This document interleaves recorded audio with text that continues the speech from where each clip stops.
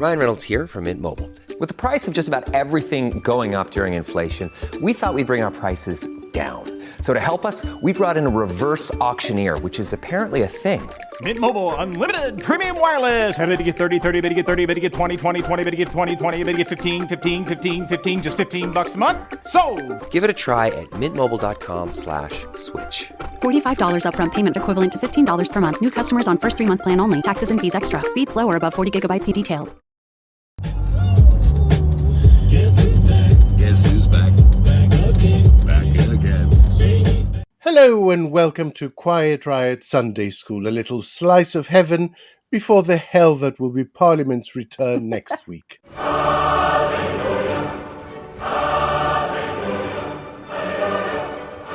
I'm Alex. And I'm Naomi. Thank you for tuning in for yet another Sunday School, and I'm very glad to be back. And we're very glad to have you back, Nem. Kenny's debut was a huge success, of course, but I wouldn't want him to start getting ideas. I've seen all about Eve. I know how this goes. While I've been away, I've been keeping a little ear on the show, and so proud of Kenny, so well done him. But also I wanted to thank everybody listening for your incredible support too. We are almost, I think by my latest crunching of the numbers, about halfway to becoming a sustainable show. So thank you. Keep putting the word out. And remember that you can make a one-off donation or have a monthly sub on ko-fi.com/quietriotpod. That's ko-fi.com/quietriotpod. Quiet Riot. Now, there were blips of other political stories during the week, and big ones at that, but if I were to choose an overall arc, I would say it was Starmer's big reset with Europe. Various policy initiatives, briefings, there was polling on various things, there were statements, and, of course, 2 significant visits to Berlin and then to Paris. Nothing inflames British political passions quite like the UK's relationship with Europe, I think. So it was perhaps inevitable that one side of this debate has interpreted as a total cowardice for failing to reverse Brexit, and the other side as utter betrayal and a complete reversal of Brexit. So is it either, or both, or neither? Neither. It's neither. Would you like to laugh? Shall we just leave it here? Yeah, Thank you. Thank you for listening to another episode. Don't forget, you can give us money for that kind of insight. No, it's neither. I was keeping quite a close eye on this. Before I went away, I recorded a poll, the other one, mini show on the youth mobility scheme. I'll talk about that in a bit more later, but that has come through quite strongly in all of the coverage this week, when Starmer's been with Scholz, and in France as well. Lots of the journalists probing him on whether or not he is going to do some kind of mobility deal for younger people, some kind of visa scheme for them, and the response is no plans. But his plans do include, it would appear, this quite nebulous concept of a reset of the relationship, and then some more practical and firmed up things around, with Germany in particular, defence, security, immigration, particularly sort of small boats-esque with France, but and trade. Germany, it being such a huge net recipient of refugee. Yeah, and trade with Germany, which I think is interesting. So the line they put out was that they are launching negotiations on a new UK-German treaty that aims to boost business and increase joint action on illegal immigration, collaboration on issues such as defence and climate change. And the quote is, deeper links in science, technology, development, people, business, culture, and a boost to our trading relations. A new UK-Germany treaty, a once-in-a-generation chance to deliver for working people in Britain and in Germany. A new agreement, a testament to the depth and potential of our relationship, with deeper links on science, technology, development, people, business, culture, a boost to our trading relations. Germany, of course, already the UK's second largest trading partner in the world, and through that, a chance to create jobs here and in the United Kingdom, and deliver that most precious of goods for both our countries, economic growth. Now, of course, the reality is that there is very minuscule amount of wriggle room for a member state to do anything bilaterally with another country outside of the EU on trade. That really has to be done through Brussels. So anything that this treaty contains around trade would be, I would imagine, minimal. Although I guess there is loads of scope for bilateral initiatives in, say, joint investment, joint research projects, things like that. And also, in practical terms, if you have Germany and France on board, especially with the UK having left the fold, I mean, that then becomes pretty compelling, doesn't it? If those two are united in a particular direction, they tend to get their way with a commission. Oh, it certainly helps, for sure. But you do have veto powers for many of the other countries too. And you've got some pretty sizable economies, not least now Poland, growing very fast, doing very, very well. You've got, of course, some big agricultural heft in Spain, Portugal. Italy's not a minnow in Brussels either. So yeah, you're right. Of course, if you haven't got Germany and France on board, odds are you're not going to get anything through. But Brussels does act as a bloc. They will be watching on these bilateral deals with an acute interest, and I'm sure we'll be very, very happy about the optics and the mood music and the sort of much friendlier approach than they will have seen from any British Prime Minister over the preceding decade. They'll be happy about it, but always tempered with but hey, it's us you've really got to talk to. If you want the big stuff, if we want to have any real game change of this resetting of the relationship, it's done through us here in Belgium. Now, I've got a set of two contrasting headlines here.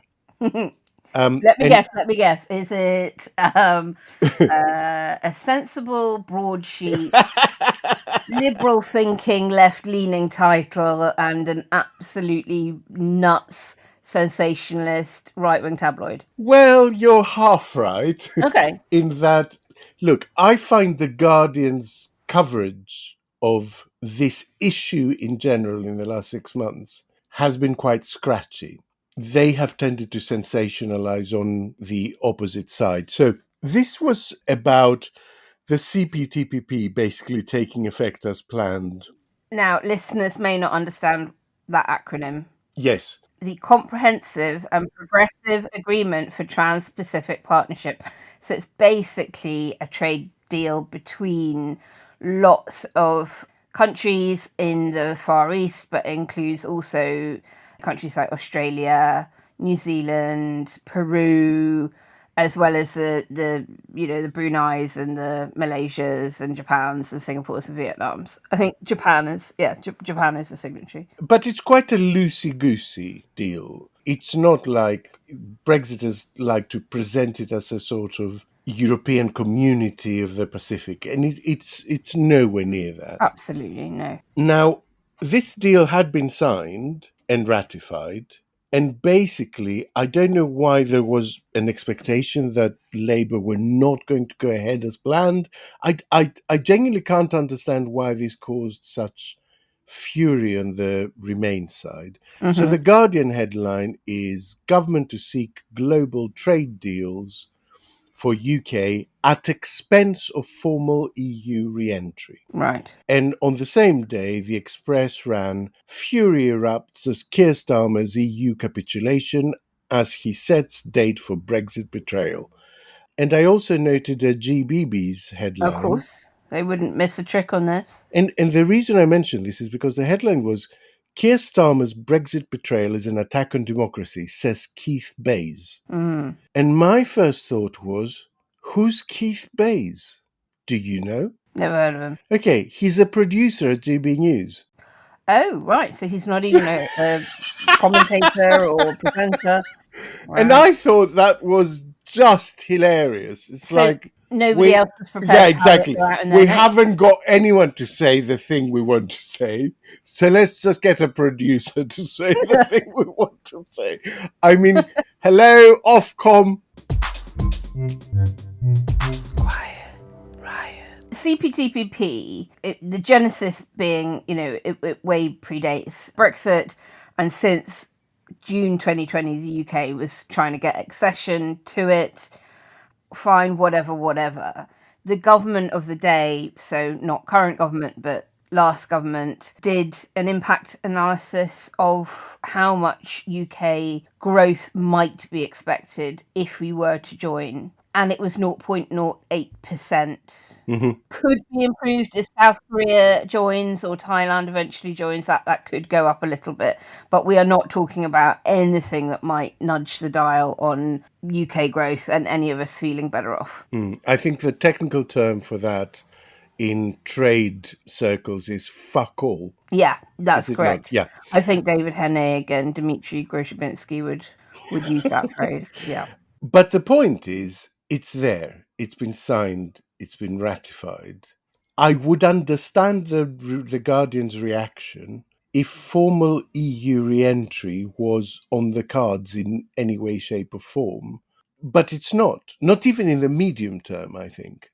So what would the UK do in the intervening period? Like not do trade deals with anyone else in case 5 years down the line, 10 years down the line, it can do a deal with the European Union again? I really don't understand that thinking. And it really was, and I don't know if it's an echo chamber thing, but it is the thing that everyone was getting exercised about. Well, I know that the TUC, the Trade Union Congress, is very concerned about CPTPP because they think that a lot of the CPTPP countries that this deal would mean we do work with threaten workers' rights. They're not great on regulatory standards, public services, democracy, etc. So I don't know whether it's got something to do with that, and that, maybe their pressure within sort of the Guardian bubble. And look, it does technically make it a little bit more difficult. The more deals you sign around the world, the more you're going to have to renege on some of those if you want to at some point rejoin it. Yeah, okay, not renege though, just pull out of them. Yeah, like there isn't even some, but there isn't even some kind of formal mechanism for leaving the CPTPP. You just, when it stops suiting you, you're off. But what I don't understand is this notion that but for the CPTPP, then re-entry, formal EU re-entry would be open to the UK right now.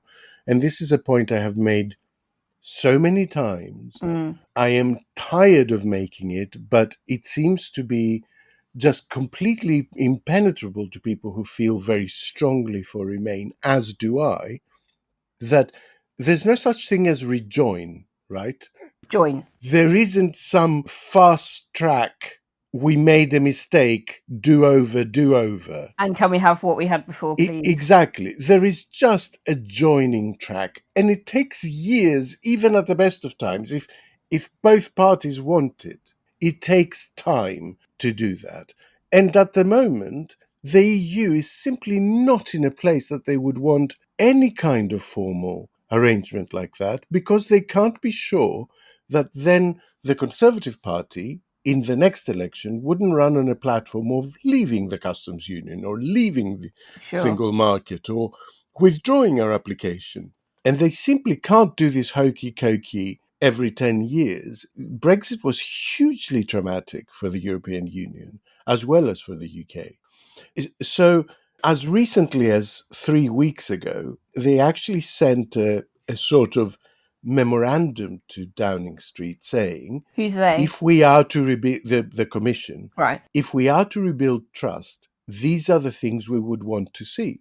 And it has stuff about things that are not being enforced right now, for example, in Northern Ireland. No, this is under the Windsor framework. Yeah, that they want to see happen for a sustained period of time so that they can know in their minds that the UK is serious about rebuilding trust, right? And I would argue actually that the CPTPP feeds into that in a positive way. I think the messaging of a new government coming in and saying, we know we signed this deal, we know we ratified it, we know it's due to come in 4 months, but we're going to welch in it, would be terrible optics. In a year's time, in 3 years' time, it would be a different story, because then you could have evidence, you could have data, you could say, look, this is what's happened in the last 2 years, it doesn't suit us, But to leave before you've even joined because of a political change, I think sends exactly the opposite message to everyone, including the European Union, that we are not to be taken at our word. And I think that would be... Oh, look, I agree. There is much to dislike with the CPTPP. It is not great for things like palm oil production, if we're worried about all of that, and the environmental and regulatory issues that come with doing deals with countries that don't have anywhere near the same standards that we do in the UK, and very much the EU does. There is a lot to not like about it. But you're right. It negotiated, our accession, the ink has dried on that now. It's going to happen. And I agree, to walk away from that would be silly. And we are beggars, not choosers, when it comes to trade deals. We are a much, much, much smaller country than any of the ones that we hope to be doing deals with. And to turn our nose up at those that we can do while doing the reset on the relationship with Europe would, of course, be churlish and at odds with the Rachel Reeves, Keir Starmer, growth. We need to suck up a bit more pain, but so that we can then begin to turn a corner on the economy. That's what they want to do. I agree. There is 100 reasons why we shouldn't have Done the So, CPTPP deal. But having done it, I think there are good reasons for sticking to it, at least for a little while, reputational reasons. And certainly rejoining the EU is not a reason not to, because that's simply not on the cards. It just it's not. isn't. And Labour, they have no mandate for that. They were very clear about not wanting to rejoin the single market or even customs union before the election, during the election, and have continued to repeat that since. They do talk about a reset, though. And Alex, one thing I wanted to ask you about was that while I was on holiday, it appeared to me that Starmer was not only saying that we have no plans for a youth mobility scheme, visa scheme, but that even rejoining Erasmus might be the table. What do you make of that? I mean, the unkind translation of that is that he's terrified of the right-wing press basically saying, we told you he's reversing Brexit. And so there is probably an internal clock, I would say maybe 6 months, maybe a year, where the policy team that sits in number 10 is saying, don't do anything other than the stuff we specifically promised in the manifesto.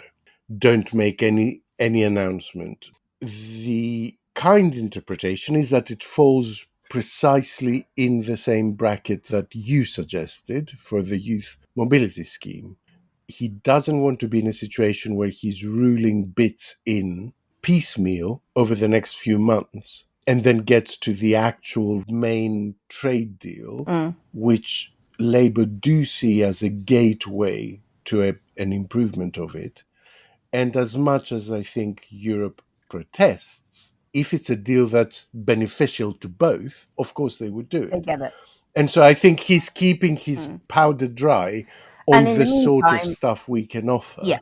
And it's really unfortunate for people who are like 17, 18, 19, 20 now. It may be too late for them. Exactly, that they might lose that window to take advantage of these schemes. But the big picture is that in a year and a half's time, he will be able to secure a much broader renegotiation and better deal, having established a relationship of trust with the British public, because they have already delivered a number of things that they promised they were going to deliver, right? Exactly. And in the meantime, Brussels owes it to the principles of the single market and the union, to keep saying, we believe in the cultural exchange benefits of young people having a time-limited ability to spend part of their education or development or work experience in the UK. Yeah. And the Labour government can continue for the next 18 months saying, we have got absolutely no plans to do a youth mobility visa scheme. Oh, and we're going to go further, which I do think is unnecessary, but whatever, the comms around this has probably been message tested by them and they're sticking with it, to conflate youth mobility with freedom of movement and the single market, and to therefore, in the same breath, always be saying we have no plans to introduce a youth mobility scheme and there will be no reversal of Brexit or a return to freedom of movement. Yep. They keep sort of pushing out that mantra. What I've been pleased to see is that they haven't hardened on the youth mobility, and the line is still no plans to, which I hope means that at some point there will be a plan, and that plan comes to fruition, as you quite rightly say, Alex, in 2026, when we do have that formal baked in deadline for a review of how the Brexit deal has gone so far. Which will probably mean saying we want you to have upheld the Windsor Framework, and we want you to be making sure that you're protecting the integrity of the single market and not having goods that haven't been checked making their way over the border, etc., etc. And if you've behaved yourselves and you've done well and you've proven that you're a good trusted trading partner, then we can go into that with our offer is this, your offer is that, in return we'd like this, in return you'd like that, and maybe from that can emerge a much better trade deal for British business and some kind of youth mobility scheme for Europe. And I think that kind of interpretation fits quite well with what we know of Starmer's personality and the fact that he likes his steps. You know, step 1, I will do this. Step 2, I will do X. And step 3 will be Y. It's sort of what he kept saying about, for instance, reforming the Labour Party. It's what he keeps saying about his first 100 days on various other issues. And I think he's the sort of methodical brain that finds it very difficult to stray away from that.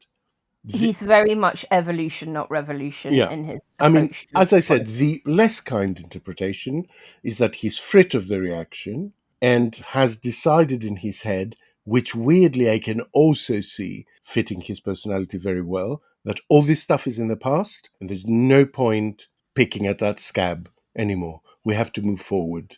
I think there's another interpretation, which is that the cabinet themselves are very split and he may not know which way to go. And he will have, and I'm not going to name names, but members of the cabinet who are clearly very predisposed to a closer relationship with Europe because they fought so hard against Brexit and for a people's vote. And they're on record as really, not liking the Brexit years and what it's done to our country. And then there are those around the cabinet who represent very heavy leave voting areas of the country where immigration is still very much a doorstep issue and where maybe their own majority has fallen quite significantly over the last few elections. And so they will be feeling the rise of the far right anti-immigrant sentiment much more acutely than the members of the cabinet representing metropolitan areas and very high level Remain vote seats. So I think there is a divide around the cabinet, and I think Starmer will be feeling that, and he doesn't need to have on his hands a major bust up and have to do a reshuffle early in his... I think that's definitely true and running in parallel to everything else we've been saying. I mean, we know that to be true. Yeah. And the interesting thing about that is that I think the casting vote will be Rachel Reeves, because I think she's very much in the middle on this. Well, she represents a Leave voting area of the country, but has the number one KPI of turning the economy around and growth. So her head and the heart will be in different directions. It's really interesting that the Chancellor of the Exchequer has barely said anything on this when it is 90% an economic issue. So maybe we again wait to see whether there's any kind of movement or messaging or hinting around the budget. And if you want a call to action, please make sure you're signed up to Best for Britain. It's free, you do it at bestforbritain.org. uk/join, and then you'll be kept up to speed with all the goings on around youth mobility schemes, renegotiation of the Brexit deal, and all of our great work that we do in Parliament and with parliamentarians to get them to that much better place and more quickly. Quiet, Riot. Now, did you have a nice time when you were away? You were in Ireland. I had the most amazing time. So I've been in Ireland. I mean, you sent me a video that was slightly terrifying, to be honest. So, Which one did I send you? It looked like a sort of Hitchcockian peeper through the banister of a staircase, filming a woman singing this haunting Irish ballad. And he was like, is a murder about to occur? What's happening? No, as anyone who has spent time in Irish pubs after hours knows, the mournful singing about the famine and the mistreatment of the Irish by the Brits kicks in, and beautiful instruments come out, whether they're fiddles or drums or guitars, or in this case a harp. We had a most amazing harpist, and then this woman singing a beautiful mournful ballad. No, I've had an amazing time, and I think for a few reasons. One, August and Christmas are the only times that I can take off and properly relax because Parliament isn't sitting. Mm-hmm. This time around, I also closed the whole West Written Office, so everybody's been off to help us recover after the election. Well, we took our energy. everybody, apart you from say. One Andreou, who set the wheels on the bus on Blue Sky and Twitter and other social media channels for us, so thank you very much. But really, it was because it was a touring holiday. So when you go on fly and flop kind of holidays, the temptation to look at your phone is real, and to, refresh BBC News, read Politico, what's going on. But when you're behind the wheel, you can't. And so every day it was sort of driving from one beautiful cove onto the next one and being very, very present in all of that. And the scenery and the weather and the food and the people were as wonderful as ever, and I was very, very lucky with the weather. Well, listening to our podcasts. Many of them. So in that Irish beautiful haze, was there any story either from the UK or the US election that kind of poked through and penetrated, and how was it seen across the sea? The smoking ban. The not smoking in pub gardens. And I've got Spanish friends who are telling me, oh yeah, they're trying to do the same thing here, and the Spanish are having absolutely none of it. So I hope the Brits put up a fight as well. And the Irish, who love a drink and a smoke and a vape, were sort of similarly scoffing at it. So that was the story that had cut through to somebody who was only getting snippets of news at the end of the day. That's incredible. That's extraordinary. And hearing what the chatter was in pubs. Ian's got a real bee in his bonnet about this, by the way. I hope he does. We should get him on to do a rant on the smoking ban. I feel slightly more ambivalent. I don't particularly care, to be honest. But I don't like the reasoning. The reasoning worries me.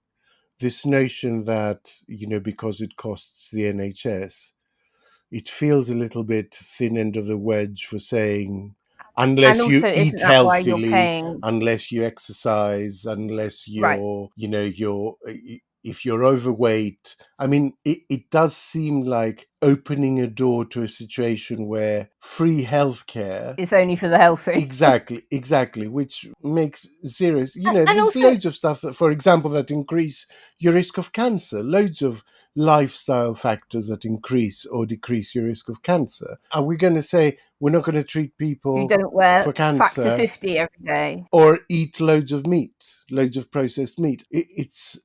So for that reason, I didn't like it, but not for the libertarian. If it's about the NHS, and isn't that why you pay a premium in taxes on tobacco? The whole point of that is that was meant to then subsidise NHS cancer care for people, that had contracted smoking-related illness. So, yeah, I think it's a complete... I mean, simultaneously, the reaction from the right wing has been revolting. They've gone straight to Hitler, basically. They've gone straight to... Well, Esther McVeigh, I did see that tweet. I mean, ridiculous. Loads of people are trying to draw that parallel, especially for Conservatives who ran on a manifesto promising to ban all smoking everywhere. on a rolling basis. The old Tory voters would still be able to buy their cigarettes under that policy. But this is a policy that means that even they wouldn't be allowed to smoke in a pub garden on a hot summer's day, which I do think is ridiculous. For God's sake, we've banned it inside. It's absolutely fine to have a designated smoking area in a garden that parents know to keep children away from, and those that don't want to inhale secondhand smoke can steer clear of. Agreed. It is nonsense, and I don't really see who they're winning over from it, and I do think this will see... It is very popular. I don't know if you've seen the polling for it. My instinct tells me you're going to lose an immediate chunk of support direct to Reform UK from Labour. Quiet Riot. And that's it for this week's Quiet Riot Sunday School. Remember, you can follow us on social media, including Blue Sky, which we favour at Quiet Riot Pod, or email our complaints department via quietriotpod@gmail.com. The full show, including me, will be back on Thursday. Thank you so much for listening. We love you guys. Enjoy the rest of your weekend. Bye. Quiet Riot is an audio production by Cooler Heads, with Naomi Smith, Alex Andreou and Kenny Campbell. Music by Mariana Sangeeta, artwork by Simona Canelu. Quiet Riot is a co-production with Sandstone Global. Quiet Riot. We have people that are allowed to just walk in from countries unknown, from countries that nobody's ever even heard of, from countries where we don't even know how to speak their language, because small countries, there are a lot of them, many more countries than people think.